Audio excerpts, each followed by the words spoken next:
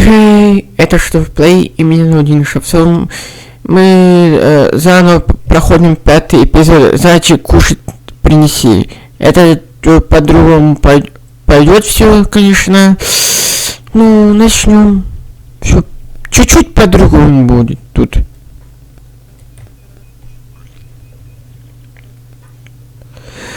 Так. Дом заволокло снегом. Приближалась буря.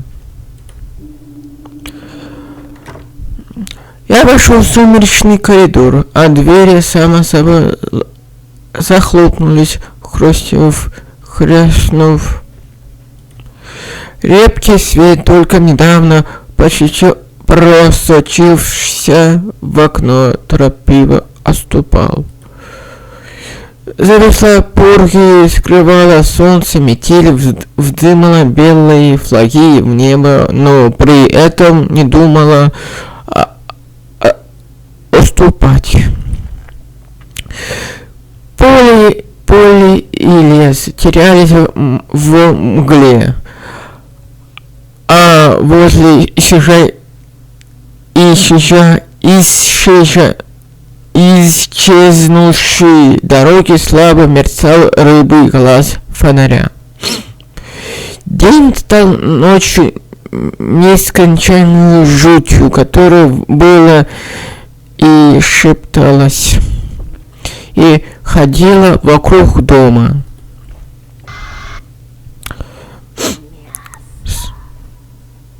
Прозвучало в голове. Я шлепнул себя по щеке.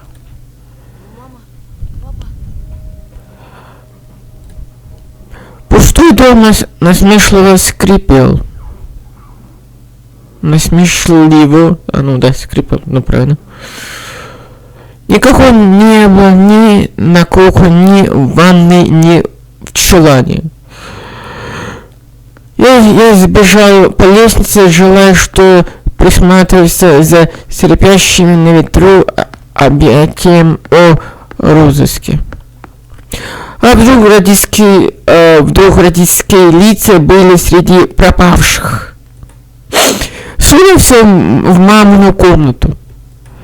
За окном поползла пепельная туча. Открыть. Я не надеялся найти Олю. Я не надеялся найти Олю в детской, но она лежала в своей кровати. Будто все, что случилось ночью, было обыкновенным сном.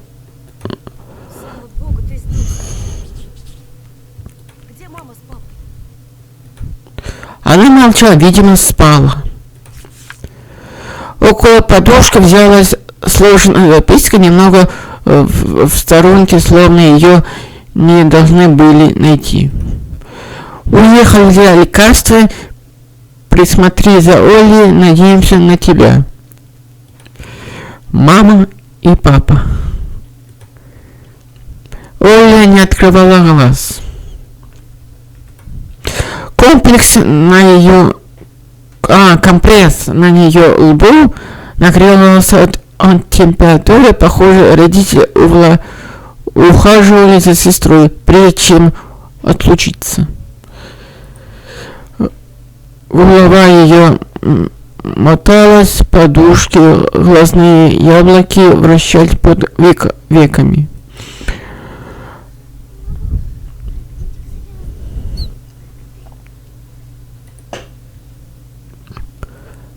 Я обомлел. Она видела во сне новогодние танцы с маскарадом.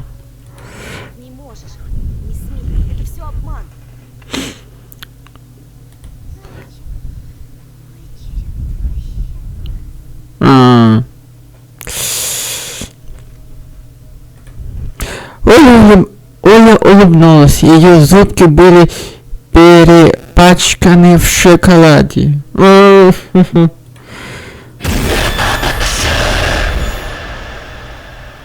Ого, мясо. Я тряпнул головой, пытался отгонять навязанные шепот образы из полиских чудовищ и гнилых червящих и мертвых.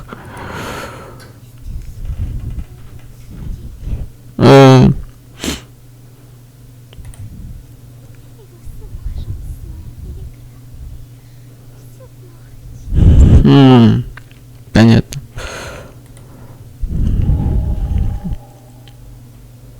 Я думал о голодных зверях, о флейте, чей зов не умоляли о дохлых тварях, скачущих над соснами. А в доме разом стало темнее и прохладнее. Что-то зашуршало на чердаке, мыши, лисы, хвост. Тени карабкались под стенам. Пустые комнаты поскрипывали половицы. Оля беду описала образы из моего сна, вещи, о которых она не могла знать. Я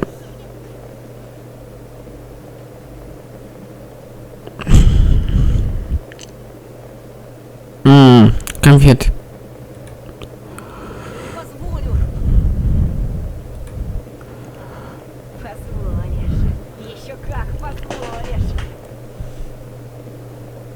Так, голос раздавался в моей голове и в то же время стукался из углов щелей.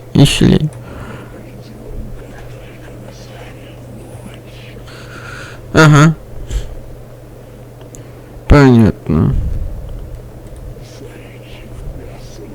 Отстань. Так.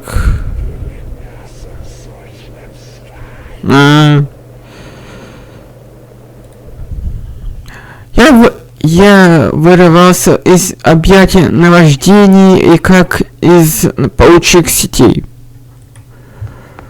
Выскочил из комнаты, чуть ли не кубарем скатился с лестницы. Часы безжалостно, но считали минуты, а ночь не заставить себя ждать и тогда. Нужно перестать думать только о себе, а вдруг Оля проснется голодной. Открыть.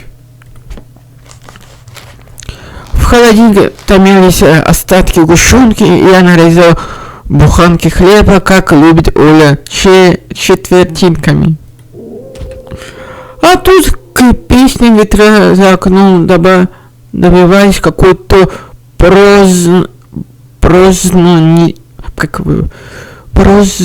пронзительный вой.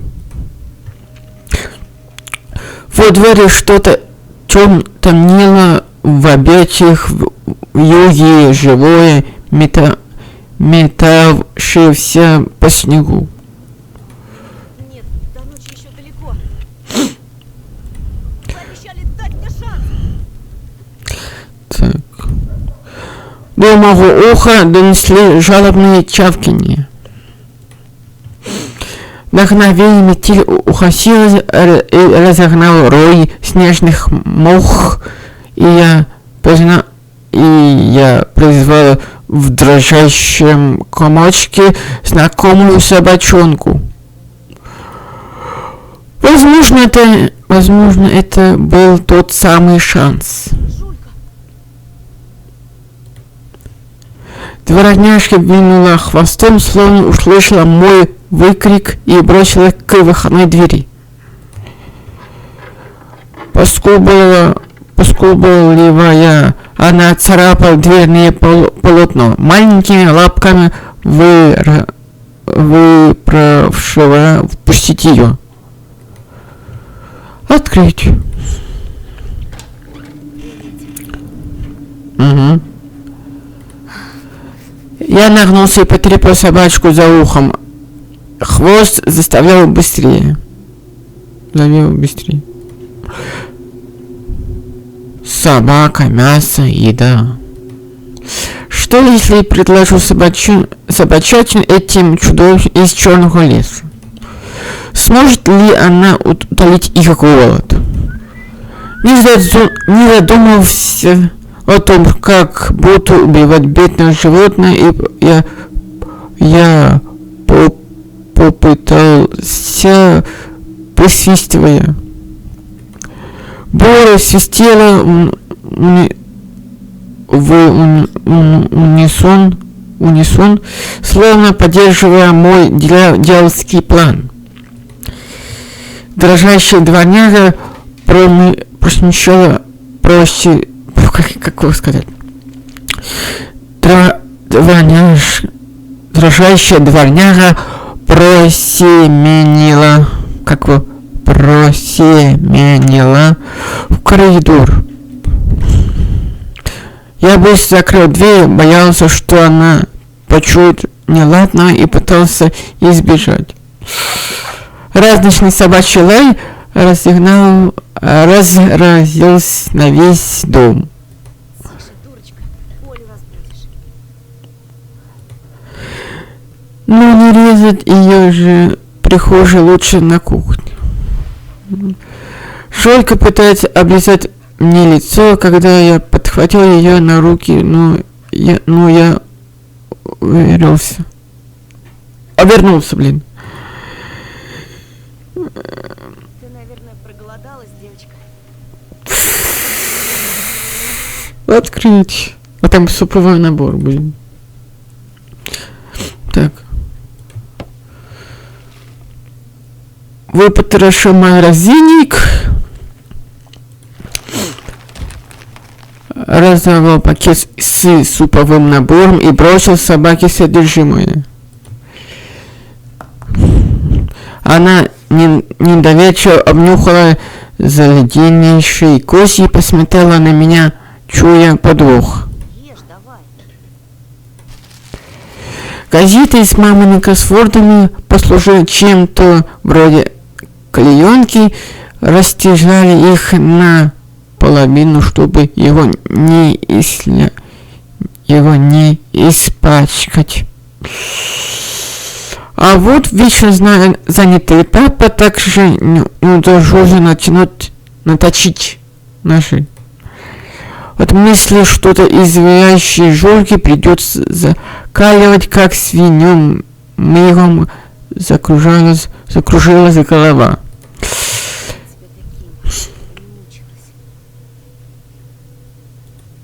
Кто-то ухмыльнулся внутри меня. Ты это, постой тут. Я за топором схожу и убью тебя, хорошо? Не надо. Собака обороченно приступила к последнему ужину. Ноги прибавили по десятке кило, каждая, пока я шаркал по чулану. Открыть. Глядывался в темноту, я бросился, увидев котлиное лицо, с собой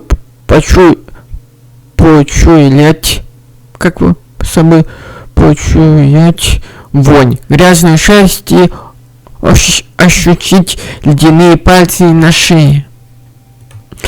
Чулан был пуст. Топор лежал на острове в мою сторону, обращался зловещий тень. Взять топор. Пальцы обхватили рукоять. Собака или сестра?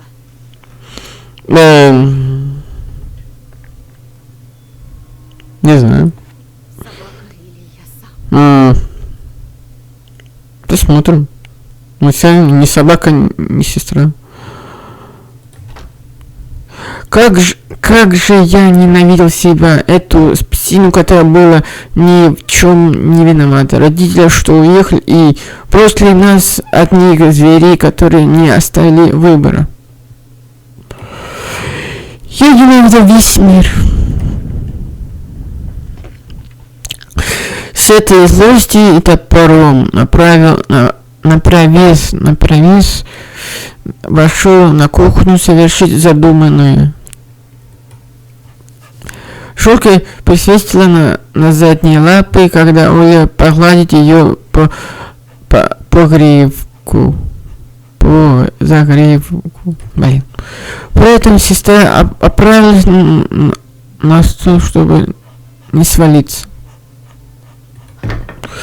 Я выронил инструмент и кинулся обессиленной Оле. Ты зачем встала? Услышала, как собачка завыла. Мне уже лучше. Конечно, лучше нет. Не обманывай. Скорее иди в кровать. Правда лучше. Угу. Лучше. Угу. Конечно. Она опустила край столешницы и улыбнулась, доказывая, что она не собиралась грохнуться в обморок. Щеки ее порозовели. Я вздохнул, касаясь прохладного лба сестры. Понял, что убил кого угодно, лишь бы ее обезопасить. А откуда взялась собачка? Она теперь наша? Я стыдливо загородил с собой брошенный топор. Забежала погреться. Погреется и уйдет. У нее щенки, ей нужно к ним возвращаться. Мы из щенков можем к себе взять. Будет классно. Не думаю, что маме понравится эта идея. А мы ее сильно попросим. Угу, конечно.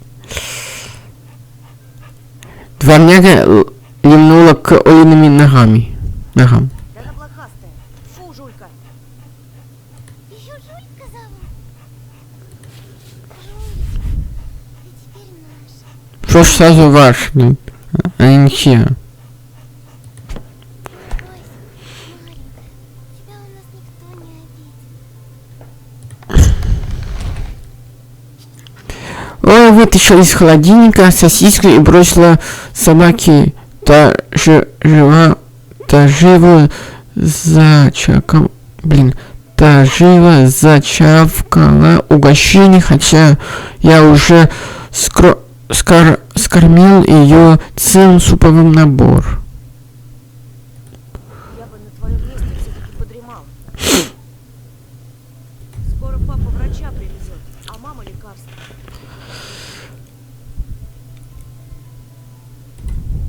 Я больше не хочу спать. Мне кошмар. Она говорила медленно и потупившись. Да, знаю. А вот и не знаешь. Ты хоть и был в этом сне, но откуда тебе знать? А я про это рассказывать не буду. Потому что сон был очень плохим. Но теперь... Лицо Оли просветлело, на губах вникла улыбка. Теперь у меня есть Жулька. И все будет хорошо. Ой, блин. Она залает, если прилетит страшный собак. А мы проснемся и спрячемся. И тогда нас не найдут. Угу. Оль, вряд ли эта шавка нас защитит. Не переубедить сестру было уже невозможно. Еще как защитит. Ты же защитишь, правда? Правда, маленькая. Конечно, я уже говорил, она не защитит. Не сможет. Дворняжка одобрительно залаяла. У меня для тебя кое-что есть. Я сейчас. Оля побежал к лестнице, заскрипели ступеньки. Осторожнее.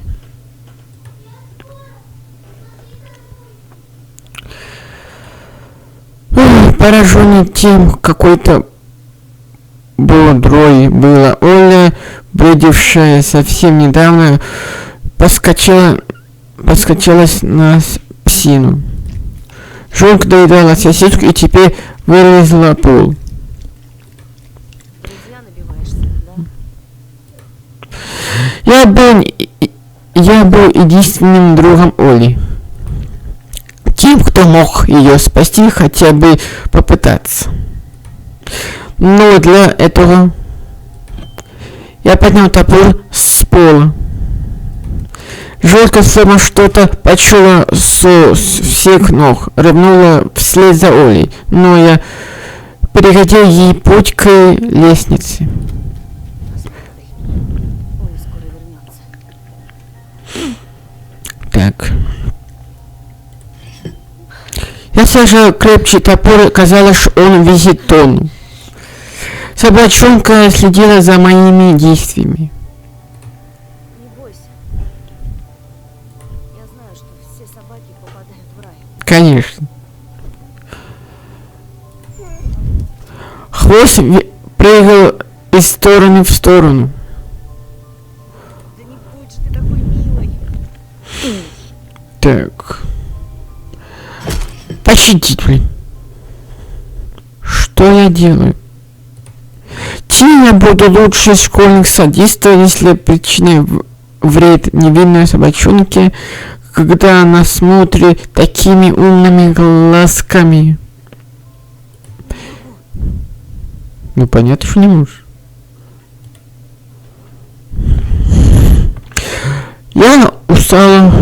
Я устало обронил топор. Пот струился под одежду, дыхание сбилось, будто я перебрал 100-метровку.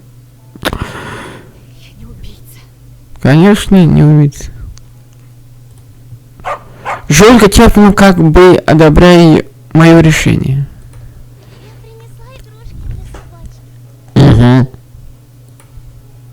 Оля выпрямилась и спускалась с лестницы в одном кулачке зажата пёстрая лента, а в другом резервный мячик.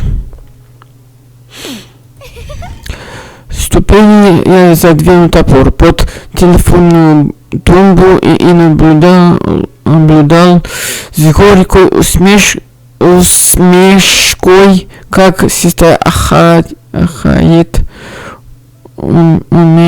умилительно. Конечно, конечно, безопасность. А как же мы? Стекла казались такими хрупкими, тени сужали такими, снаружи такими живыми. Оля привязала вокруг собачьей шеи ленту, как импровизированный ошейник. Затем Жулька догоняла мячик, скаля в собачьей радости, паси, а Оля смеялась. А сын сестры для меня был бесценен даже сейчас.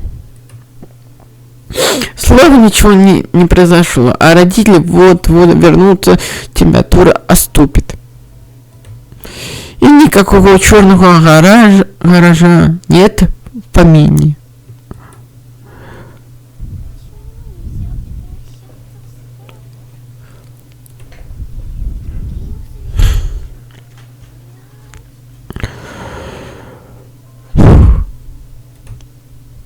Дурное чувство шевельнулось под сердцем. Потому что мы люди. Скучно. Оля похлопала по полу. Угу. Шурка непонимающе чапнула. Не работать в их цирке. Ага. Сестра завернула и легла в бок, как прямо на пол. Мячик медленно покатился, приманивая глупую собачонку.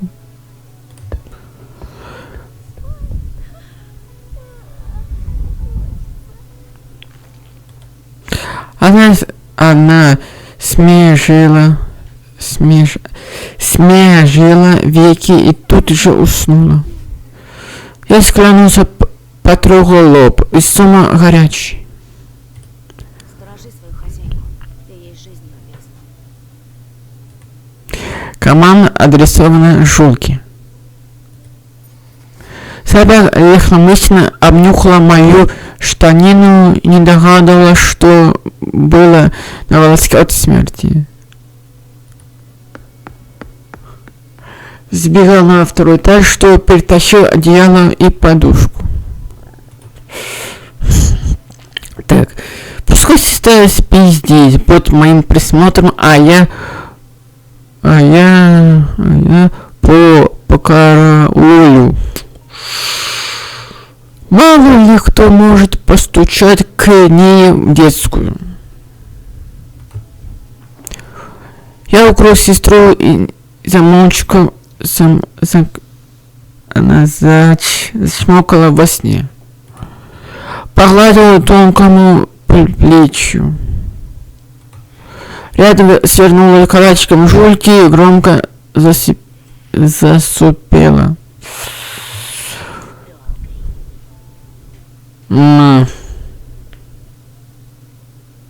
Понятно. Утренний зашептал, ночь будет долгой. Я сажался, услышав, как то что-то яростно завывало, завопило в окружении нас мрака. Зато ведь это муки голода. Чудовищная музыка урагана лилась в моих уши. Она состоит из скрежета, воя и быстрых ударов моего собственного сердца. Видите, тараны стекла. Где-то наверху лихорадочно хлопала форточка. Словно загревался бешеный зверь, клацал челюстями. Блин. Гости уже здесь. Это они хотят по второму этажу, перебегают из угла в угол, в прихожей хихикают. Лучше бы я накормил их жуйкой. Они злые, как безгранична их ярость. Я вжался в холодный, ожидая, что в любой момент тьмы дверного проема выпустят когтистые лапы. И оскаленные морды сунутся на кухню, оросев пол слюной. Мне нужно успокоиться. Принять таблетки. Охватил их из полки холодильник, выдав на язык плюнул и запил водой из-под крана. Набрал еще воды, же умыться.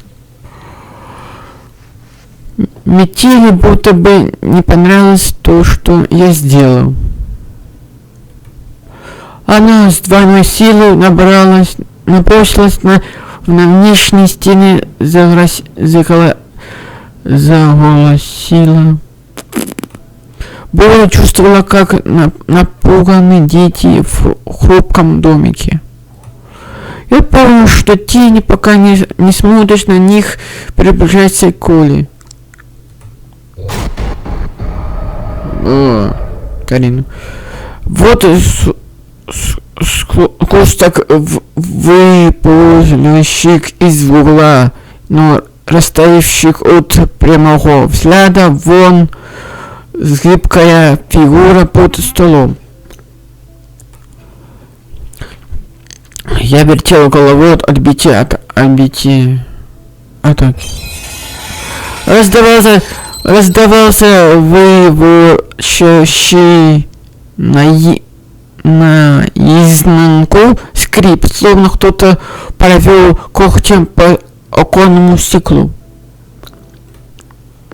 Нет. Они настоящие. Угу.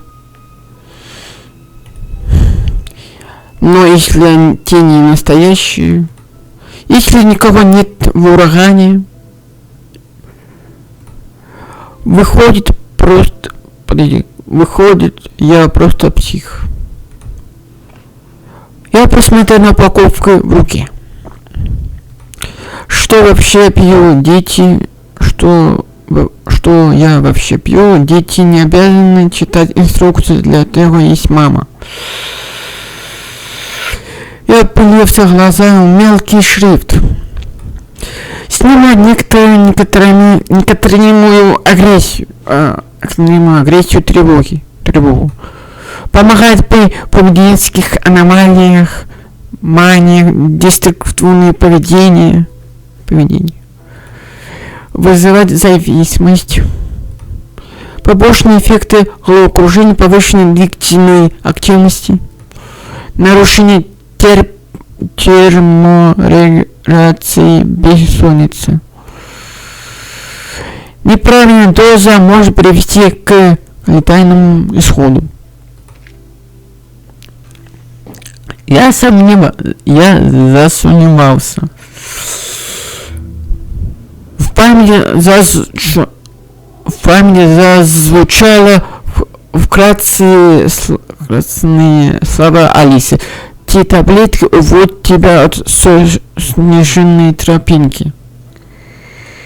Но, может быть, мне не нужна никакая тропа. Пора остановиться. Где-то же правда, как отличить ее от гадкой лжи. Принять опять? Зачем? Я рискну буду хуже, если я не смогу внятно соображать. Я ждал, но лекарство также не подействовало. Зловещий мир за окном не думал меняться, становиться менее враждебным. Даже наоборот, казалось, деревья ожили хищными тварями, что затаились в темноте, подстерегая жертву. Скрученные ветви гнулись низко, риская в поиске добычи по снежным дорожкам,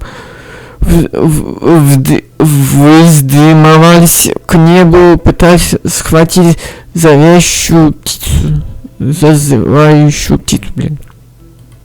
Однако стоило упереться в них взглядом, как маскирующие твари замирали. И снова ничего не отличалось от множества других мертвых деревьев среди проклятого тающего леса. А может, виной тому был всего лишь ветер, но нет. В тьме к дому двигались черные фигуры. Они были голодными.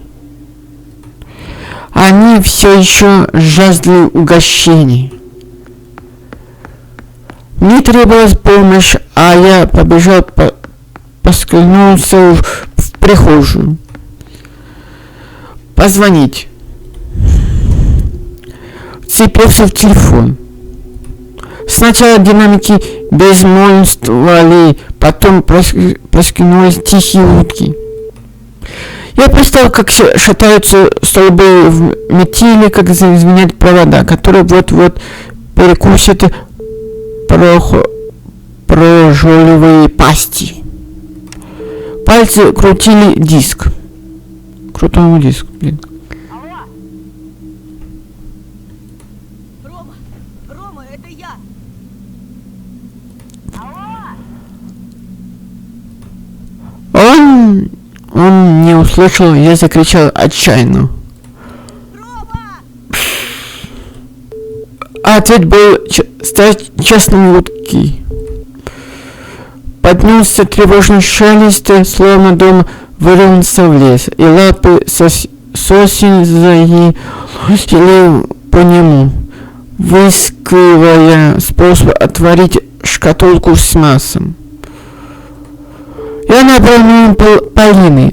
Телефон выбрался, превысил как мое дыхание гудками. Наконец-то я позвонил в милицию, но сухой женский голос на том же конце неустанно повторял, зацикливая слова.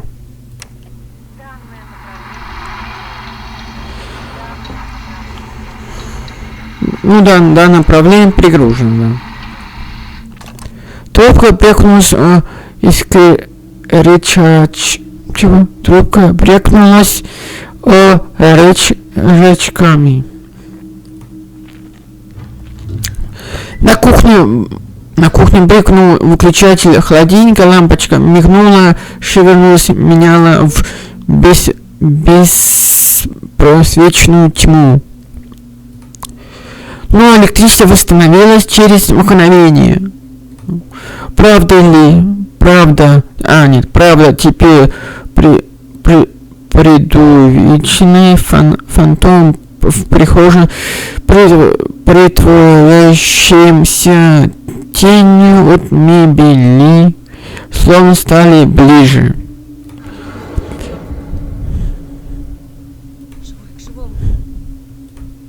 Было зачитывал я, но бросил на полусловие бесполезный заговор. Непохода горланила за дверной перегородкой. Кто бы ни шел к дому, скрипля снегом, это был не мои родители. Не ползали по крыше, царапая ногтями по ковру. Они смотрели в окно во кухне. Надо забаррикадироваться, пока не поздно. Чтобы добиться строительных материалов, я разрубил топором шкаф. Шурка ошарашилась, наблюдая с любопытством за моими манипуляциями. Заколотить. Гвозди впились в дверью, я бил по шляпками обухом. Тут еще. Приколачивал доски к рамкам, закрывая окна от стоящего метели ужаса. И тут еще. Очередное окна замедленно кусками мебели. Я подергал, проверяя надежность. Блуждающие по комнатам дома, который стал вдруг пугающим, большим, я задыхался от мысли, что врежусь за углом в скользящихся монстра, что пойду на кухню, а сам попаду в прикликнувший ей в гараж. Черный гараж. Вьюга царапалась в двери. Нет. Что-то зловеще мелькнуло в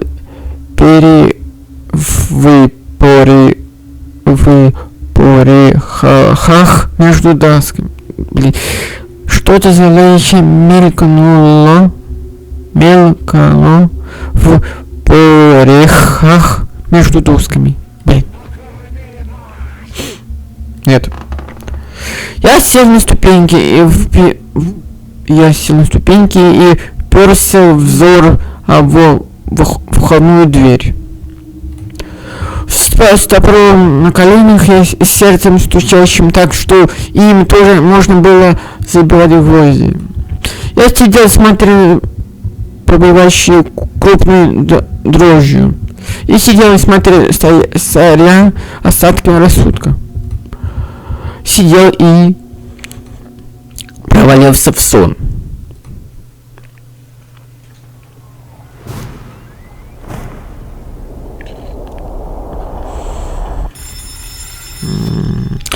Я подскочил как ураженный, правильно пишет.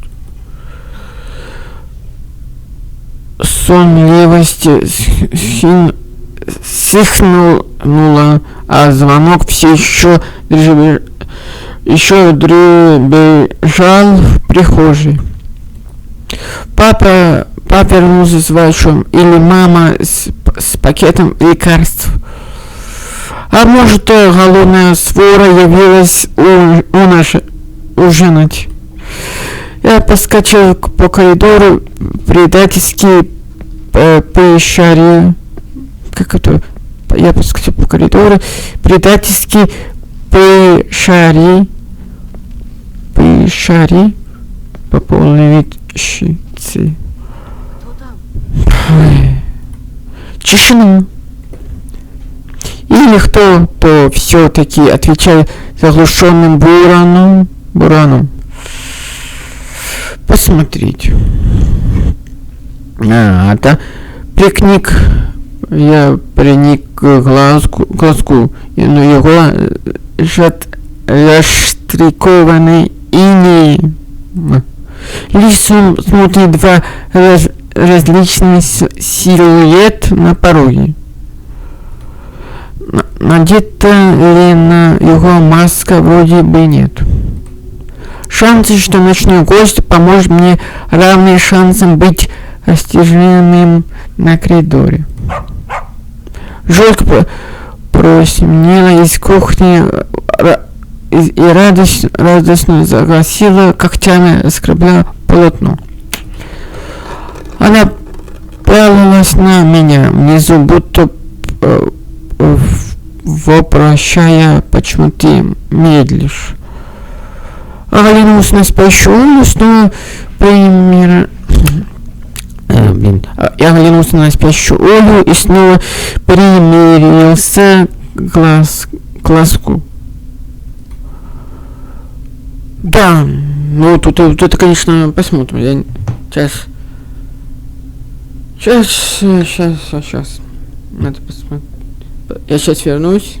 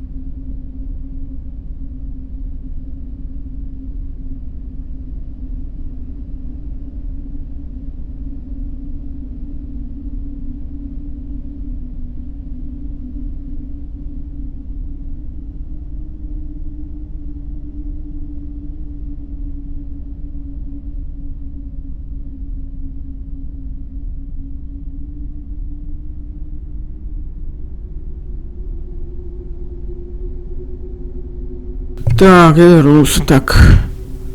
Ага, не пускать. Отпустить. Ладно, пускаем.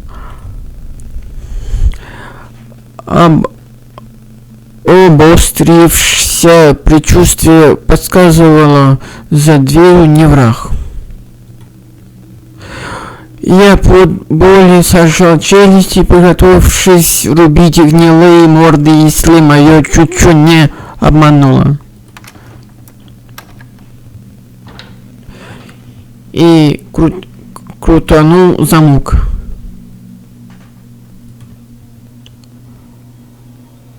И на порога высунула мохнатая фигура, обдававшись меня запахом хвои и серы. Прежде чем я успел что-то предпринять, из сплошной стены снегопада вышла мама. Воздух свистит, вырезающий сквозь полотно, сажал зубы. Ты жива? Мама посмотрела на меня удивленно. Жива, конечно. Ты зачем топор взял? Раскольниковым себя возомнил? Вот папа обрадуется, что сын Достоевского прочел. Жёлтка принималась ластя к маминым ногам, вставить на здание лапы, всунулся язык. У нас она замерзла и... Мама посмотрела на раскрученную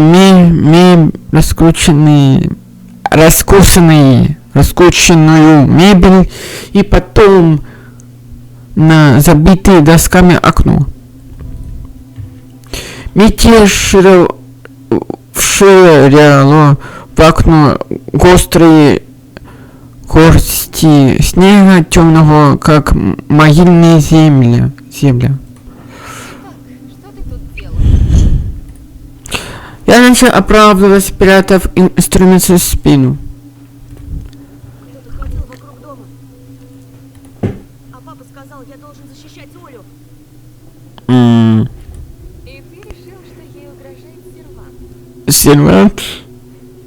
Ветер, стекла. Вот я и подумал. Теперь решение возвести баррикады виделось мне отчаянно глупым. Да. Мама чокнула языком. Спасибо, хоть пальцы себе не отделал. Что головушку болит? Ты забивал? Тебе и разбирать. Ну да. Так, я понуро кивнул и полёбся в кладовку за гвоздёром. Мама заозиралась по сторонам, словно что-то я искала среди полумрака, ползущего из пустых помещений. Мне не нравилось вот ссоровшись тишина, и я заговорил. Там дорогу завалило, да? Папа не застрянет в пути? Не переживай за отца. Он может за себя постоять. А лекарства? Купил. Помнишь, папа? А почему Оля спит у дома? Оль!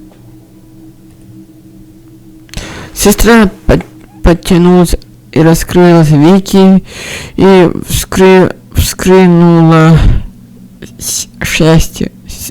счастливая.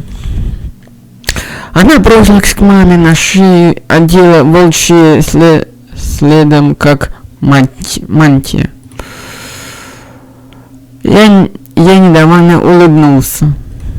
Скорее всего, скоро вернется папа, и семья Петров будет в сборе. В надежной крепости, стены, которые не разрушат никакие, то там какой ряженый. Спасибо. Мама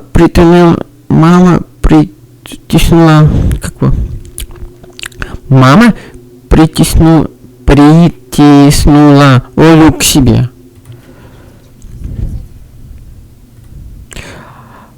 Она глянула через плечо.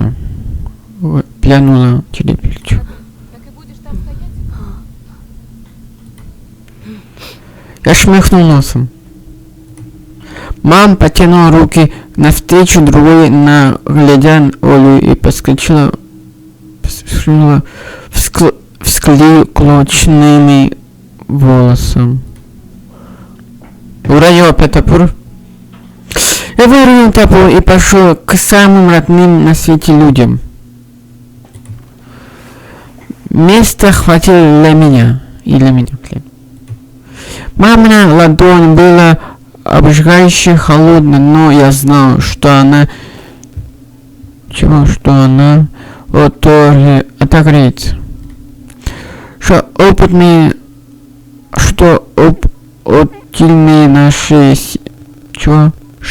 опытные наша семья сможет преодолеть все на свете, а там уже закончится зима, растянет снег, проклюнется подснежники. Ветер прогуляется по кухне, зашевелится края скатерти. Снежинки вяли в коридор, влетели. Двери всегда открыты. Это уже не... Если гости придут. Это уже не мама, точно. Гость. Свет замерцал. Каждый раз, когда лампа гасла и вспыхнула, снова тени на полу становились длинные, бесформенные. Дом заскрежетал деревянными когтями в предвкушении. Скрип скрылы. Чё? Дверь свободно шаталась на прожжавших петлях голая в раму. Я вцепился в мамину шубу. Посмотрел затравленно на люстру. Тьма. Свет. Дверь хлопнула, ударив по стену. На пороге возле я уже как устаю читать. На пороге возле вышалась рогатый силуэт. Понятно. Громадный неумолимый, он переступил порог. Дощатая коробка на границе леса перестала притворяться домом-убежищем. Она стала ловушкой с заключенными окнами. В прорехах между досками крылялись чудовища. Пятна гнили, протупили в полотно. Деревья пока заскрипела, смахивая снежные комья с различных веток. Скрюченные пальцы проснулись из щелей. Оля завизжала, но я не мог ей помочь. Объятия сдавались невыносимыми. Я посмотрел наверх и смахнул слезы отчаяния. Взгляд скользнул на маминой груди и шею и остановились на серой заячьей маске.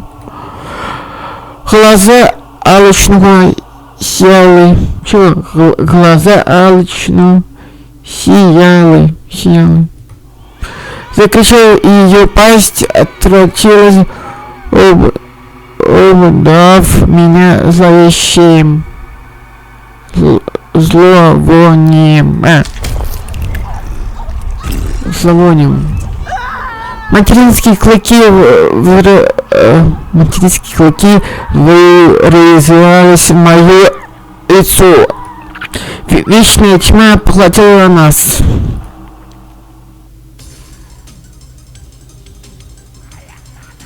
Ну-ну. Что-то не то. Пошло не так. Что-то не то.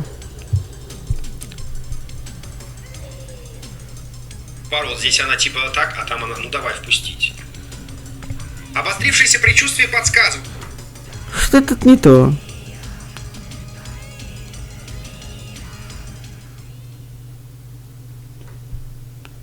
За дверью не враг. Сейчас.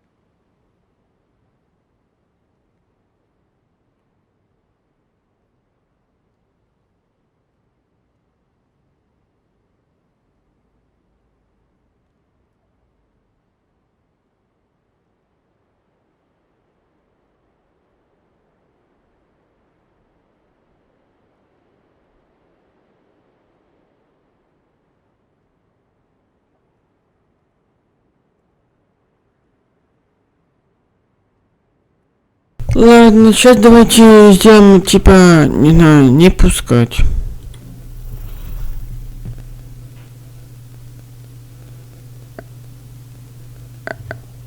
И где она? Давайте что делаем? Не пускать, просто не пускать. Я уже там тогда уже заранее сохранился. Заранее. Угу. Нажать не пускать. Я попятился вглубь коридора и в объятия сумрака. Ток, чьи костяшки застучали по дереву, настаивая, чтобы его впустили. Ну уж и нету. Кто бы там ни был, ему тут не рады. У мамы с папой были ключи от дома. А значит, надежный визит явно таил в себе опасность. Он знал, что мы оставались дома одни. На улице отчетливо... Я правда читал? На улице отчетливо заскрипел настил порога. Гость перед домом и ушел, и канул в метель. А вдруг в доме погас свет. Тьма выплюнулась из закутков. Метель застонала еще громче, а я заморгал, цепился за перила. Звуки флейты окутали дом, сочались сквозь трещины трухлявых стен. В двери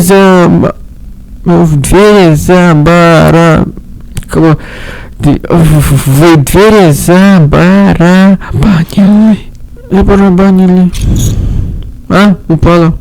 От надежности я отступился к стене. Град ударил, сыпался на дверь, и она прогибалась, как-то тонкий лист фонари. Словно десяток кулаков и ног одновременно били по дереву. Это они. Дверь плясала в коробке с наличников, спеваясь пыли. Грохот оббивался так же резко, как начинался. Я рискнулся на кухню, Снаружи подтянулся заунывший скрип, будто кто-то водой когтями по фасаду. Захлопал крылья. Ночью урчала, как исполинский желудок. И тут они вылупились из тьмы гадкие морды и в щелях между досками. Они прижимались к окнам на стекле, оставаясь разводы гноя и раздавленные опарыши. Скрюченные пальцы елозили по стеклу.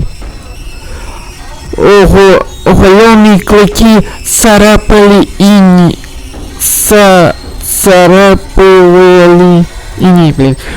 У просвета скалились глумовые пасти.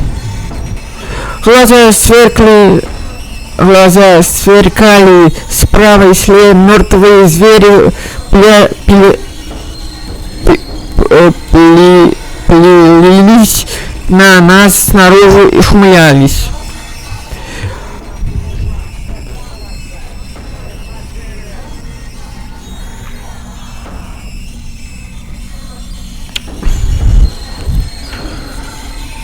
Так. Что хотите?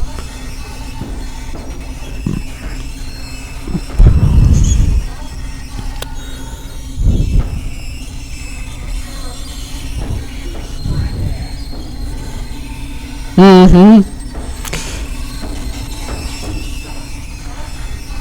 Ага.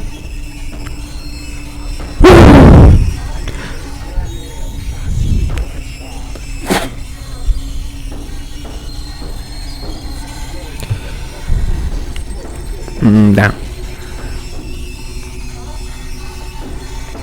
Угу.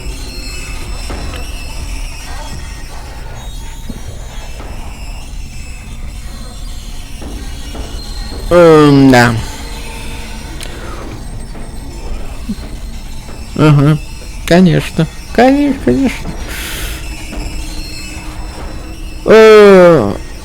Да, покорми нас, да, конечно. Глаза светились, словно звезды, без просвеченные ночи. На кухне лопнуло стекло. Вторгнувший ветер заиграл на волосах. Вместе с ними ворвалась мелодия флейты, быстрая и скользнулая, скользкая, словно ядовитая гадюка. Лапы твари проникнули между досками, щелкали, когтями требовали угощения. Чья-то изуродованная ручища, чья изуродованная ручища протягивала в пустоту изрыданную червящими маску зайца. То опять повторять еще. Да хватит повторять уже. Очек. Скорее.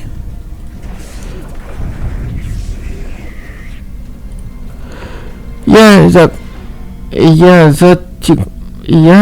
заткнулся пальцами уши. Мерзкие голоса утихли, но вместе с них раздавался другой насмешливый голос. Ты должен, ты обязан кормить. Фига. Или сам Ставить стать мясом. мясом. Твоя очередь. Посмотри на меня. Ой. Я посмотрел на топор. Лезвие отразило мое перекошенное лицо, и я не узнал себя. Вот так. Да, ласково пел голосок вот так. Выбирай тщательнее. Не дай себя убить. Так.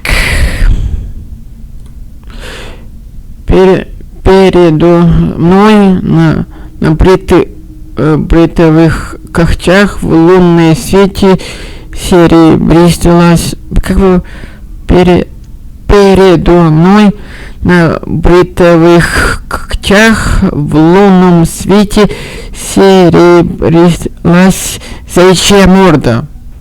Наше настоящее лицо. Не думаю. Оно поможет отомстить нам тем, кто бил и унижал нас. Поможет стать настоящим собой.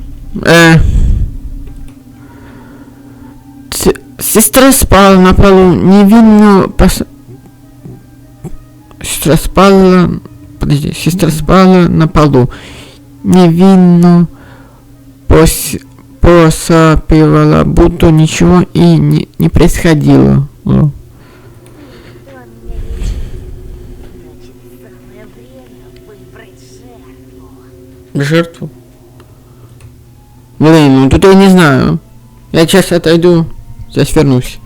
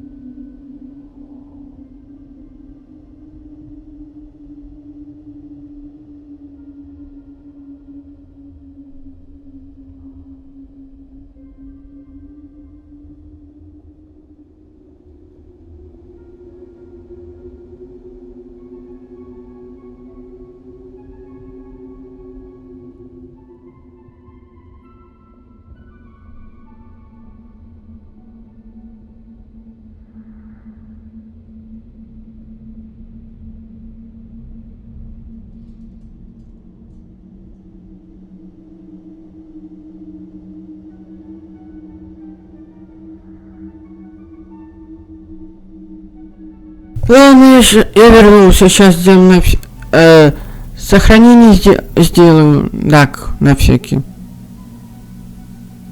Сюда на повторно поставлю. Вот, сделал сохранение. Так, не знаю, конечно, блин. Ну давай попробуем, просто не знаю, что будет. Если сюда нажму. Исчезло. Нажму сюда, нажму. Посмотрим, что будет.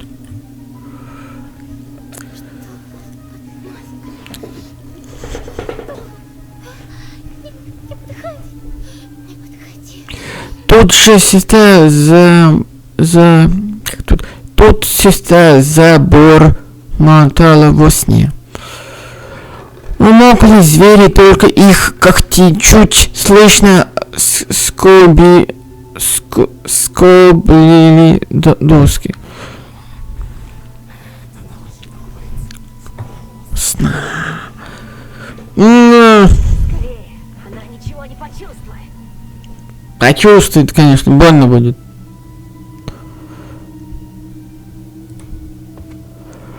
Я шагнул к сестре. Скрытый его мраке топор засветил над моей жертвой. Вспомнил, как поднес крошечную к окну, и как солнечный нимб загорелся вокруг ее головы. Я не могу, нет. Мыши окаменели.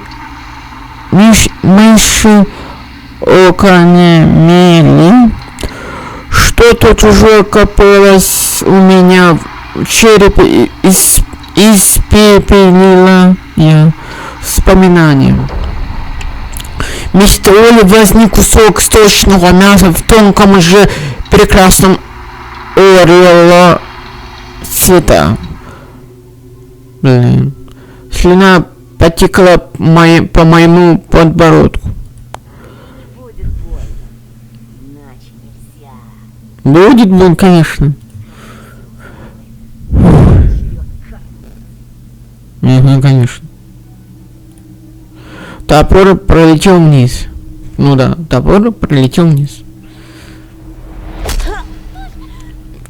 Блин.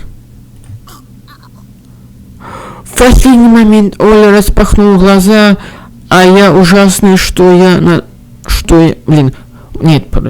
последний момент Оля распахнула глаза, а я ужаснулся, что я творю.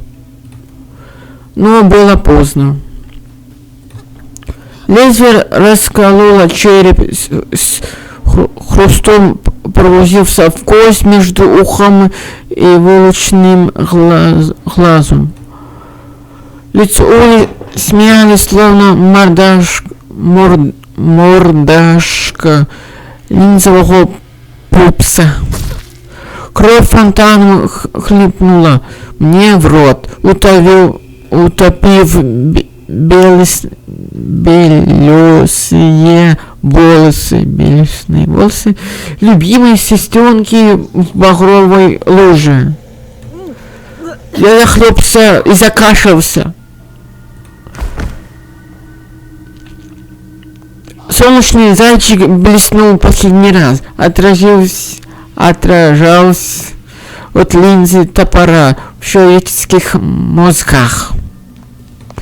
Одним махом я загасил огонек лампонки.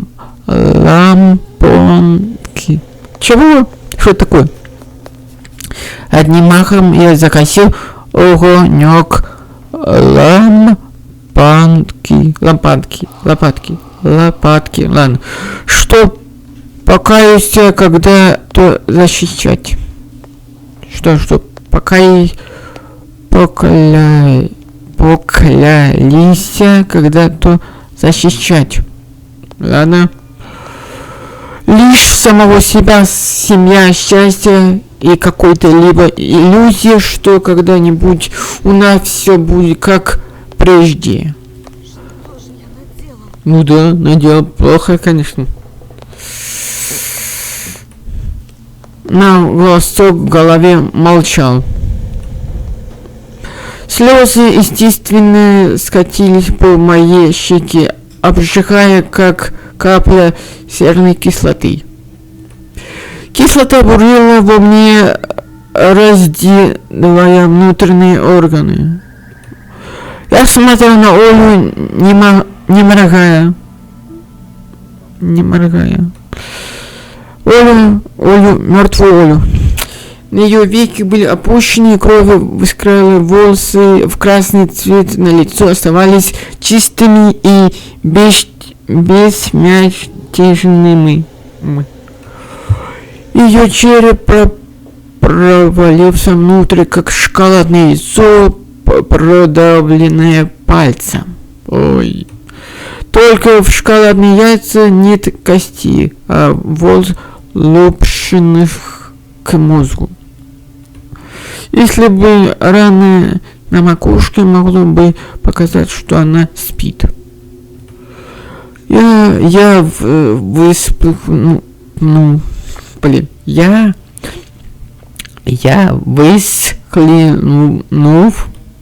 ведь это я убил сестру, я не спас родителей, я разрушил нашу семью. Не хотел бы в дом ворваться взрослый, например, Тихонов. Так. Пусть он увидит топор в моих руках и приговорит меня к смертельной казни через расстрел. Стоило мне подумать об этом, как никто все это время таивший в голове вдруг завладел моими губами и растянул их в омерзительном улыбке. Ты достоин не смерти, а высшей награды.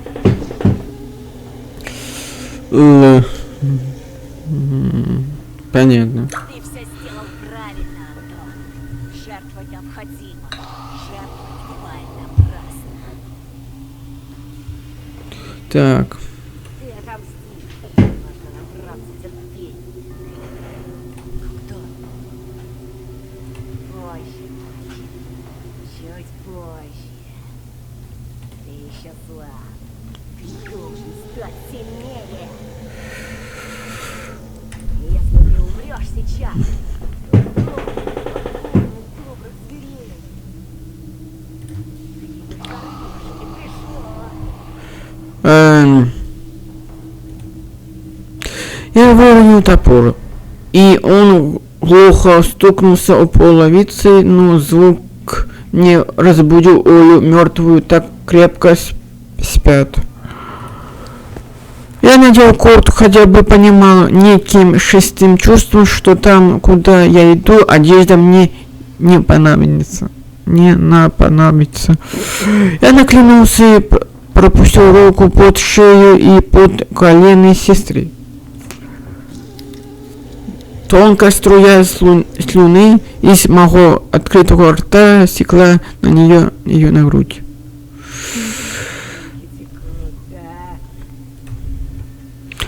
Моя Оленька. Я обязан был хранить ее. Я же старший брат. Обязанности делают нас слабыми. Только свобода дает силы. Оля теперь свободна. Грустные тени заштрыковали ее веки и скулы. Изображение мертвого человека это все еще портит или уже натюрморт. Я поднял сестру, она почти ничего не весила. Волосы некоторые всегда хорошо пахли, источали медным такой приятный запах крови. Голова Оли уткнулась безвольно. Я вспомнил, как мама поднесла мне сестренку новорожденную, позволила подержать в руках. Тогда я подумал, такая крошечная, такая вкусная и уже человек. Уже не человек. Я сделал это, сделал живое, мертвым, холодным, сладким и липким. Блин. Я наклонился и неловко кнул ее губами и прохладную щеку, такую же мягкую, как раньше. Но не надо. Дверь позади меня открылись, ветер хлынул в дом, прихожей замело снегом. Я пошел навстречу в югу, аккуратненько держал перед собой страшную ношу. 3 буквы Оля. 3 буквы еда. Вышел на порог, мир изменился, а порог ли оставался прежним после того, что я натворил. Вокруг бурила выслучившая какая-то аномалия масса. Это же лес, догадался я в его истинном обличии. Это мой новый дом. Деревья раскрывали темные протягивали в ветлые поиска добычи, их корни вышагивали мерзлой земли, рисуя на снегу кошмарные узоры, блин. Мир был холодным, его дети стояли между мной и полузучим извывающими соснами, выросшие до фанатскими размерами, но такие знакомые и родные. Черная тропа вела к чудовищными фигурами, узлая полоса там, где сошел снег. Твердая земля напоминала чащу огромную рептилии. Она напоминалась, опускалась под моими подошвами. Тварь, которой я зашел, дышала.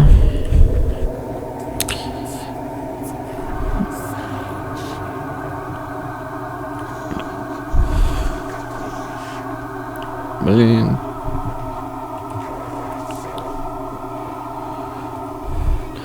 Я приподнял Олю на руках, как бы вызвавшая.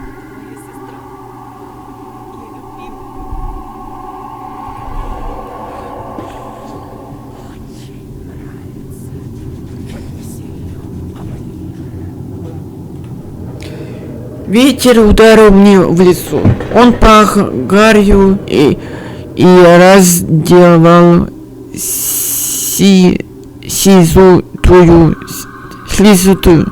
слитую. Резкие терзания, ушащие перепонки, звуки перешел откуда сверху, что-то среднее между сирной воздушной тревоги и кричащей от горя женщиной. Я поднял глаза к небу, которое шевелилось и кричащую шевелилось и кричало точно, как вы это читаете, сотканное из червей. Небо умело, как Оля, и в нем завелись личинки. Круглая и желтая луна пузырилась над лесом, вылучила глаз покойника. Луна видела, что я натворил, и она кричала, луна визжала в ужасе и кровоточила. Почувствовал себя пушинку на ветру, а еще почувствовал, что так, что должен выглядеть мир, в котором больше нет Оли. Кричащую луной, гнищими небесами, с тайгой, что полезает по моим щекам, Тень чудовища накрыла меня вместе с мертвой сестрой.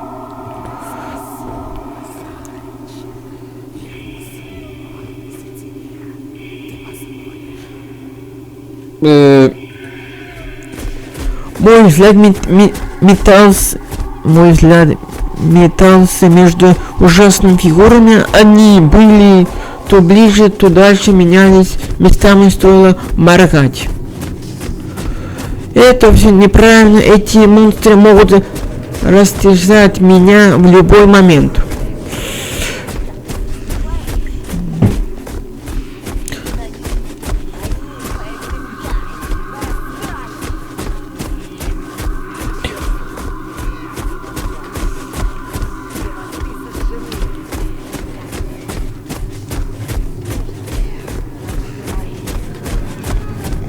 Так. Дальше. Мои озябшие окровавленные руки были пусты. Ой, куда мышка? Холодное существо в обличье лисы приступило к притиснуло к себе труп. Я услышал, как хрустнуло косточки. Тело мерзко скользилось, сколопенды растягивалось, ногти челюсти раздевали, смескались острые, как серпы. Они спороли живот моей сестры. Одновременно жуткая пасть сомкнулась на бедром лице Оли. Фу. Я пошатнулся и продолжал смотреть. Алиса швырнула кишки в сторону. Нет. Неприятного аппетита. Сова бросила к ним и упала в эти слизкие сардельки, накидалась на них, как пес на мертвечину. Лиса рвала на части труп сухожилий и лопалась под наживом когтей. Сочные кусочки человеческого мяса падали передо мной. Мертвого, но почему-то не свернулась кровь, текла к моим ногам. Ой, блин, голова светилась к земле, соединилась с телом только лоскутом кожи. Блин, я смотрю, какая-то фиолетовая трубка была спрятана в нее шее, а теперь торчала наружу. Сколько всего в ней было, подумал я. То ли глаза сестры открылись в процессе потрошения, то ли Алиса сорвала ее веки. Вот теперь Оля посмотрела на меня в упор, голова раскачивалась маятником, и я раскачивался ей в такт. Звери готовят еду, пир на весь мир, поздний ужин для прокаженной планеты.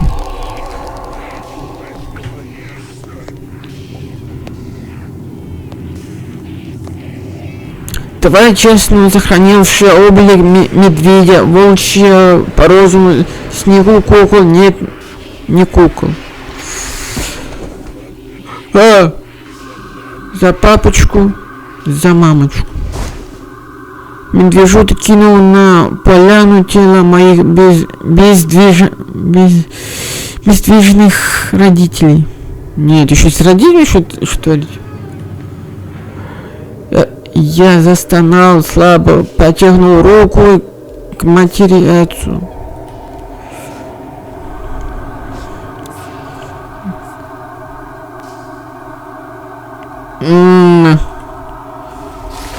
Олеся схватила ногу папу, облизывалась и бросила стаи зверей. и тут же накинулась на труп. Человек, который брал меня на плечи, чтобы я лучше видел новогодний салют. Больше нет плеч. Человек, который развел меня на колени. Фу, нет коленей. Остановитесь, мой папочка самый лучший в мире. Больше нет того мира, мы его сожрали.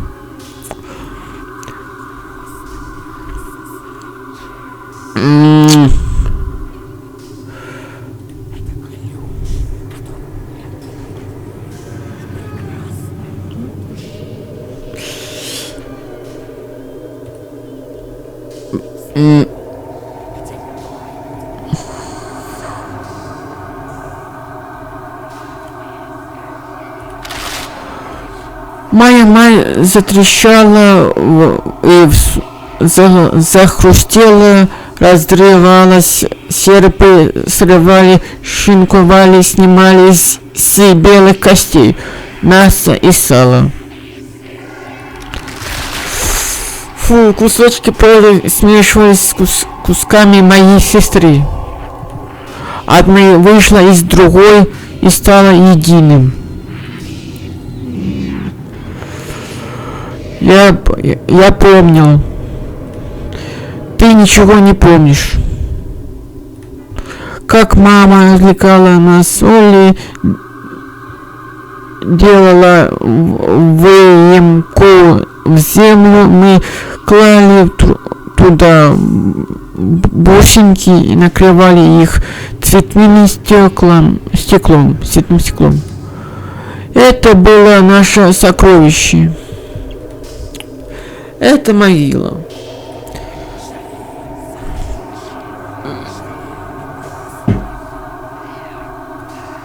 Зверь внутри меня первый подчинился приказу. Я моргнуть не успел, как я уже стоял на коленях, прогружая в руки в холодную липкую плоть. Слезы и слюна лились из меня.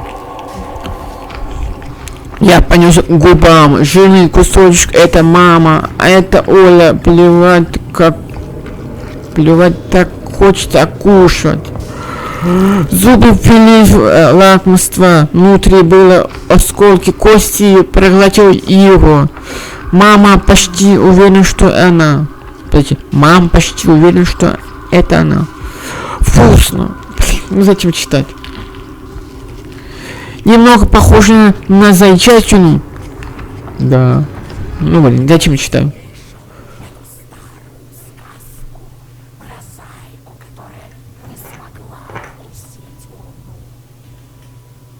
Ой-ой-ой.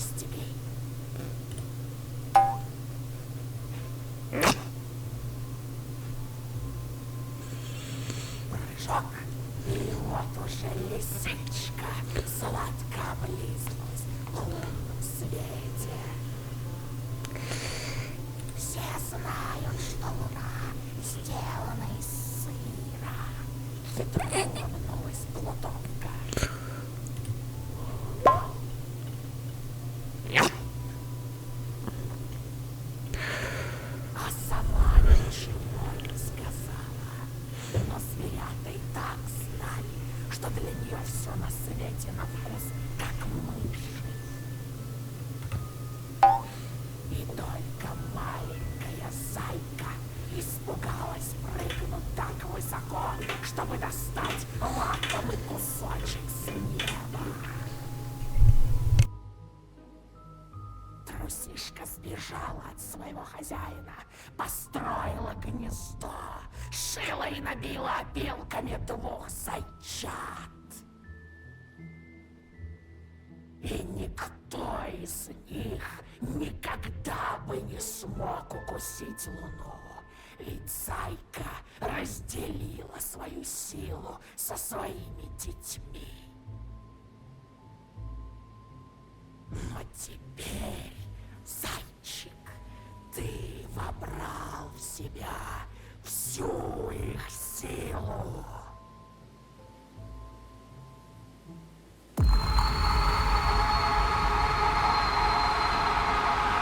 Так, Луна выла, подтверждая ее слова. Из дыр в небе вытекала гной. А голод, терзающий меня, заставляет совать в рот новые куски мяса. Я видел маму, залитую утренним светом на кухне. Она улыбалась, таинственно ласково смотрит на меня. Я видел Олю, выбегающую в комнату, чтобы плюхнуться в мои объятия, лучающую лучезарную улыбку. Ой, видя мясо, мой живот раздувался, мать и сестра заставляли меня между зубов. Я сыгнул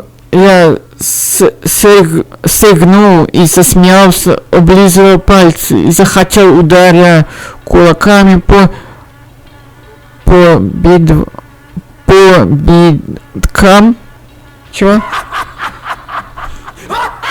Стояла, ответила таким же летающим хохотом, налетела метель, жуткие фигуры, попряталась к лесу. Ползал за ними на четвереньках, прихватил немного мяса, чтобы облагодарить на ходу какой-то сустав. Ноготь возникся мне в небе, всплюнул его и стал на ноги. Создания уходили в чаще задом наперед. Блин. Деревья кружили в зловещей темноте, иногда бросались друг на друга. В ямах клокотала багровая плазма. На стволах выросли гроздья глаз, следящих за мной.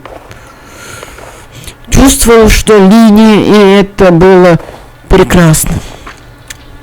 Прошлое отслеживалось вместе с обломкой, с оболочкой мальчика.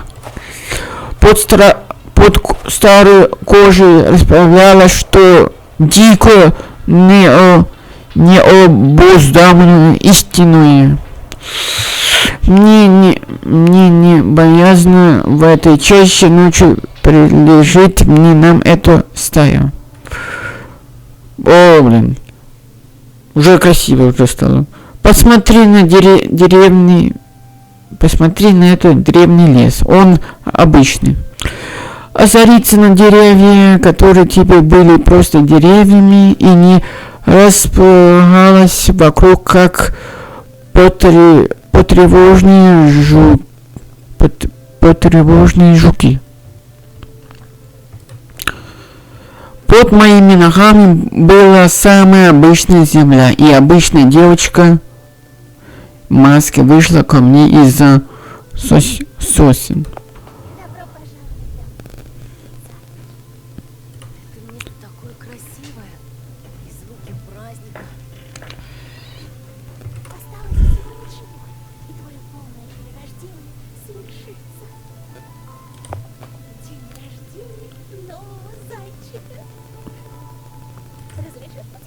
глаза уже. Музыка, хлопушка манили меня, дразнились.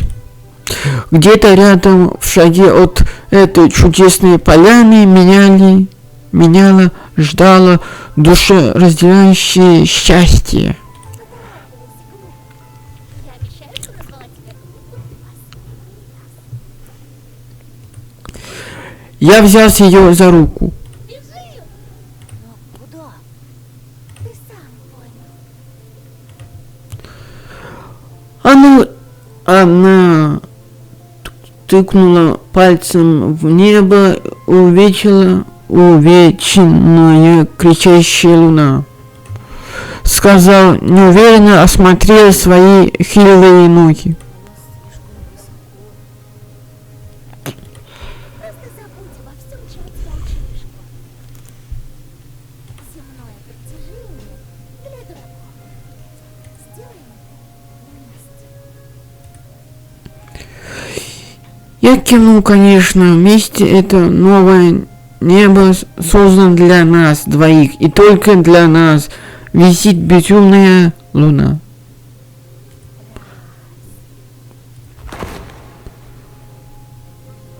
Мы подпрыгнули. Снова прыжок.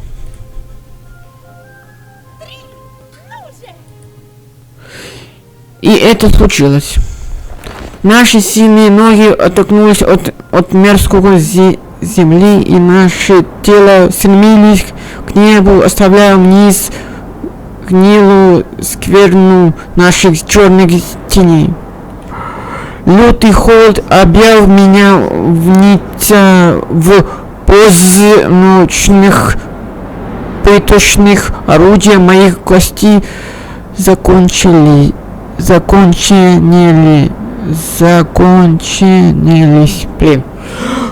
Кожа растержалась, капельки крови превратились в лед и поливались из ран.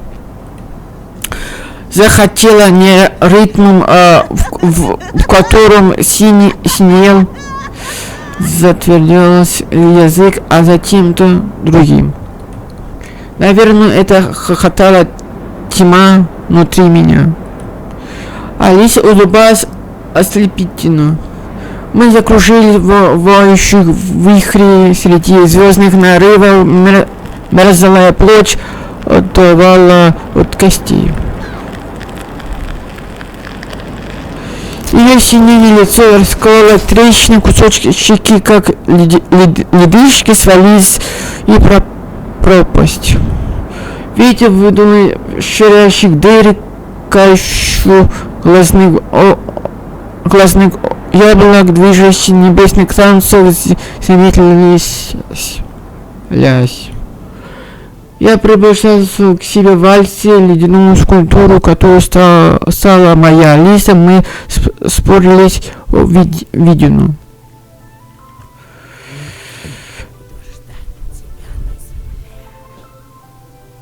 Постой! Одна откатилась от меня, расправилась осколки и просыпалась от моих объятий в мрак, клубящихся под ногами. Зачем лететь?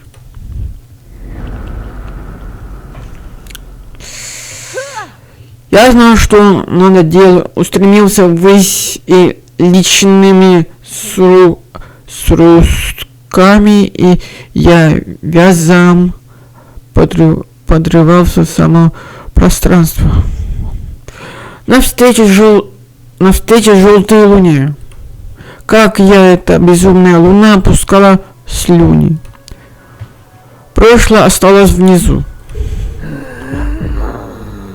Катя. Она ненавидела меня, мерзкая дрянь. Семен. Толстый рот и унижал меня, назвал терпилой. Ромка. Никогда не был моим другом, пусть сдохнет подальную. Бяша.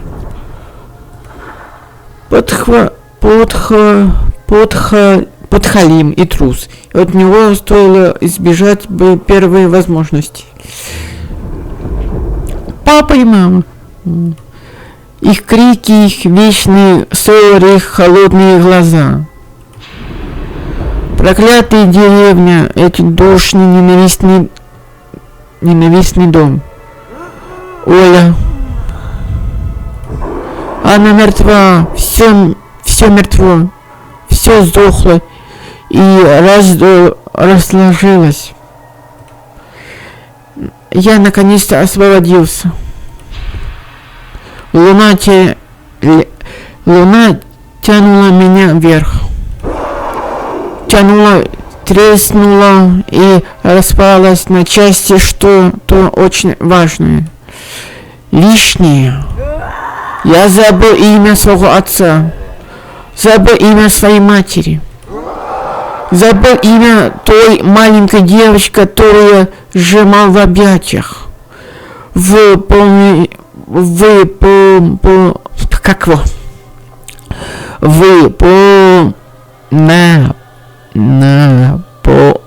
Ползающую, растящую тени желтой луны. Я забыл свое имя. Но я смог. Я смог укусить луну. Моя кожа вдруг отделилась от мяса, кости и с треском вылилась наружу. Голод. Рот распахнулся так широко, что щеки провалились. Это большой не рот, а пасть. Зубы упали, словно молочные, острые, костяные ножи вылезали из дресен и прознили мои губы. Голод. Глаза плотно забирались в лицо. Это больше не лицо, а морда. Мышцы прикрутились жгутами, в глазницах формировались новые глаза. Все еще, что они видели, было едой. Съедобный мир, бесконечный лес, где я охочусь, темнота, в которой я прячусь. Я зарычал. Когти вырывались из моих пальцев, отрывались мясо, ногти. Я сорвал из себя остатки старой кожи, куски лица, волосы. Луна выпала, наблюдая за моей трансформацией. Иногда завершался, когда кости справились под кожей, когда череп затвердел, принимая истинную форму. Я замер и слизостью неба среди звезд. Слизостью неба среди звезд. Я устремился обратно на землю.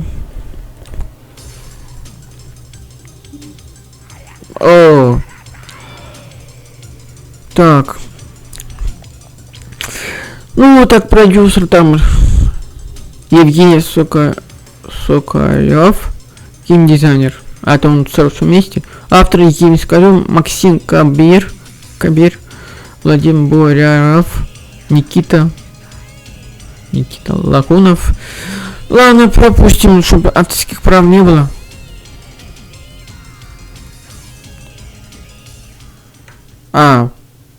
Если нажать продолжить, посмотрим, что это. Ну-ка, сейчас я вернусь.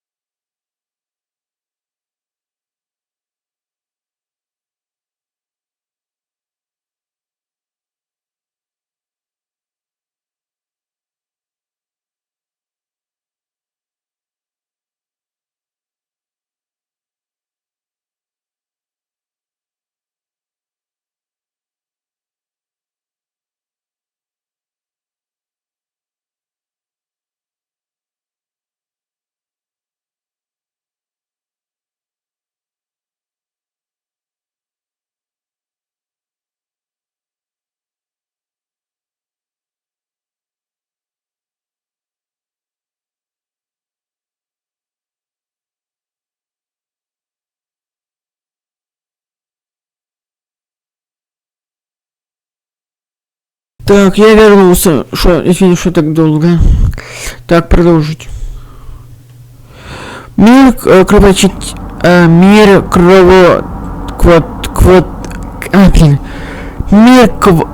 кровоточил, планета погрузилась в крошечную тьму, гасли огни, целые города за мгновение превращались в прах. Скопища когтей, хвостов и зубов полезли, уничтожая все живое.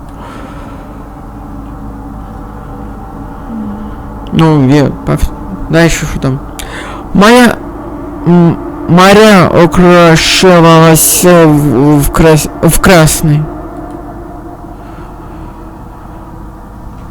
Ох, боже мой, город, блин. Зачем так? Лесные пожары были единственным источником света. В их пламени метались тени и рыскали исполинские чудовища. Они пожирали реки, горы, они грызли кости самой реальности. Я прячусь во мраке. Я закрываюсь в землю, начну в разгреватых могилах ржав их содержимое, но от голода нельзя справиться. Голод нельзя утолить ни на миг.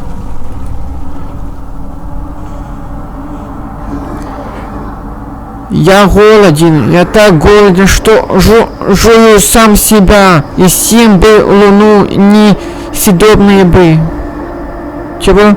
Я правильно почитал? Я съел бы луну и не засытиться бы. Все, что я могу, жрать сам себя и пожиратель миру. Я создаю пустоту. Позади меня выделенное нутро планеты, поедаю кладбище. Мой вой, храня песню, мое тело больше, чем все, что бы могли бы представить, если бы я не сажал вас.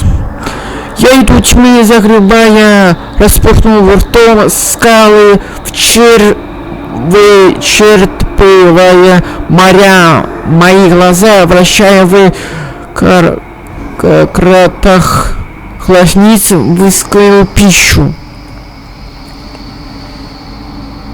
Блин, не думал, что так.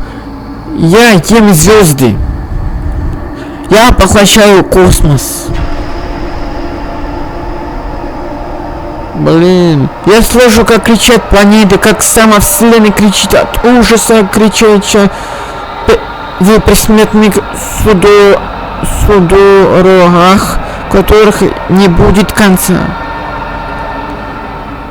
Блин, может, хватит уже? Я уже... Апокалипсис сегодня. Апокалипсис сегодня. Конец света Подожди-ка, не понял. Апокалипсис сегодня. Конец света. Отменят Россия. Не развалилась путь сегодняшний день. Пахнет гарью, бездвижностью. Чего? Пахнет гарью и безнадежностью. Пусть за окном вяжут дефолт, по радио опять по Чечню. Россия жила в разрухе в окопах. Рынки с пенсией на носке и душой. Бутылки не сдается, если все кругом рухнет. Если город провалится под землю, все равно останется один народ, который верит в бездны, запутавшись, уставших, но не сломленный, я уже устал, читать, но не сломленный. Я верю, что однажды мы снова дотянемся до звезд, что пока верится, земля у нас еще есть у нас еще есть шанс на завтра, на внуков, на мечту, которую никто не сможет отнять. Конец. Ну ладно.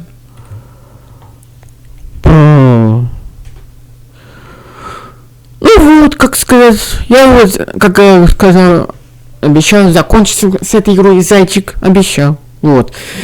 На этом можно остановиться. Подписывайтесь на мой канал, пишите комментарии, ставьте лайк, не забывайте ставить колокольчик, не пропустите следующее прохождение. После него будет другое прохождение, увидите. Это уже не такое черное, такое страшное, оно будет на канале. Вступайте в мой дискурс сервер, вступайте в канал Телеграм, увидимся в следующем прохождении. Всем пока!